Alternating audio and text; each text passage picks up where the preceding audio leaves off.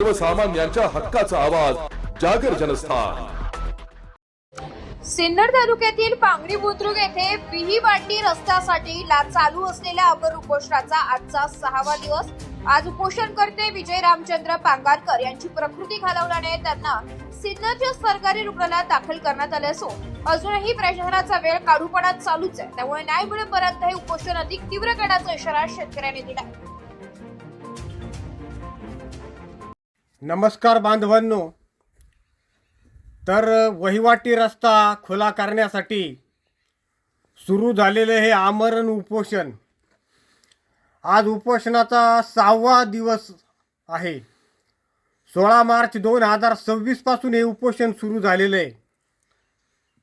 आज या उपोषणाच्या 6व्या दिवशी आमचा एक उपोषणार्थी सहकारी अत्यवस्थ झाल्याने त्याला नुकतंच रुग्णालयात दाखल करण्यात आलेलं आहे आणि तरीही गेंड्याची कातडी असलेल्या शासनाला जागा येत नाहीये।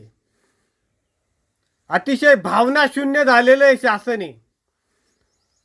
आता काही वेळापूर्वी तहसीलदार साहेबांशी बोलणं झालं।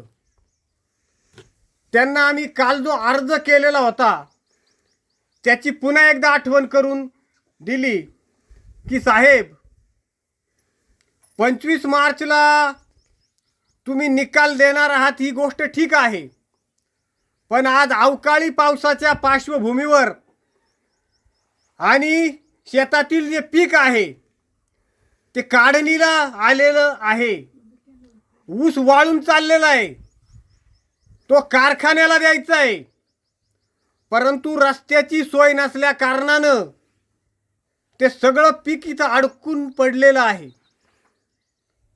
आता काल परवा उगाच पावसाची कृपा झाली, अन्यथा हा जर अवकाळी पाऊस बरसला असता तर हे संपूर्ण पीक आज मातीमोल झालेलं असतं।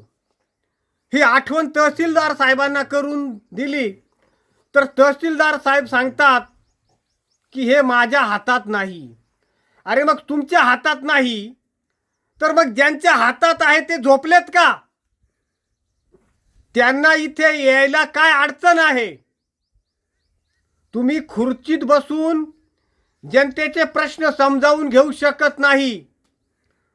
तुम्हाला जनतेच्या दारात जाऊन, घरात जाऊन, त्यांच्या शिवारात जाऊनच जनतेचे प्रश्न तुम्हाला समजणार आहेत।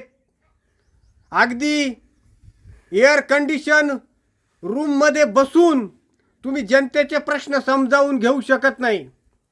आज आलेले सर्कल भाऊसाहेब, श्रीयुत काकड साहेब यांचे मी आभार मानतो की किमान रस्त्याची समस्या काय आहे हे पाहण्यासाठी माणुसकीच्या भावनेतून ते संपूर्ण रस्त्याची काय अवस्था आहे, रस्ता जिथं अडवला तिथं ते पाहायला आले।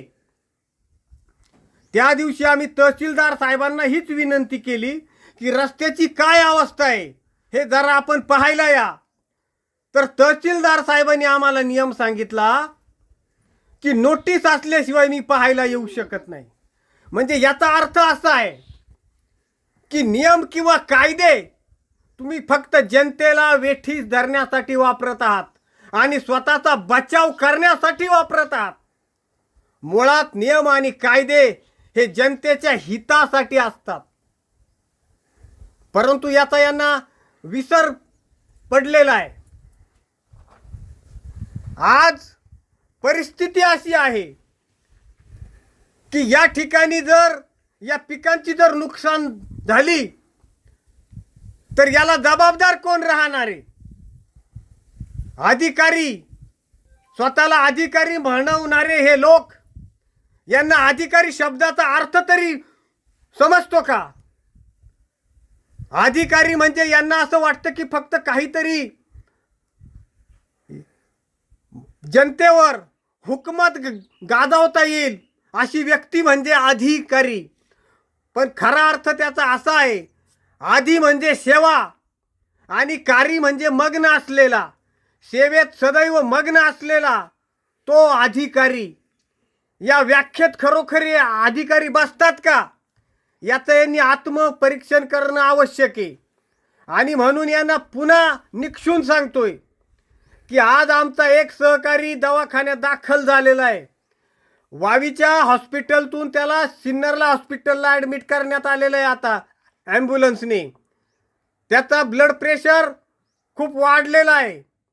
आणि दुसरे इतर जे सहकारी आहेत आमचे, ते सुद्धा अत्यवस्थ होण्याच्या मार्गावर आलेले आहेत. आणि म्हणून आज आमच्या महिला पीडित शेतकरी भगिनींनी काल तहसीलदारांना जो विनंती अर्ज केलेला होता, त्याला त्यांनी कुठलाही प्रतिसाद न दिल्या कारणाने त्याचा निषेध म्हणून आज लाक्षणिक उपोषण करण्याचा निर्णय घेतलेला आहे. आणि म्हणून शासनाला आमचं सांगणं आहे की थोडी जरी तुमच्यात माणुसकी आणि भावनिकता शिल्लक असेल तर तुम्ही लवकरात लवकर या पीडित शेतकऱ्यांचा प्रश्न मार्गी लावावा आणि त्यांना न्याय द्यावा एवढीच विनंती करतो आणि थांबतो. जय हिंद, जय महाराष्ट्र. यांचं उद्या जनावर घेऊन जायची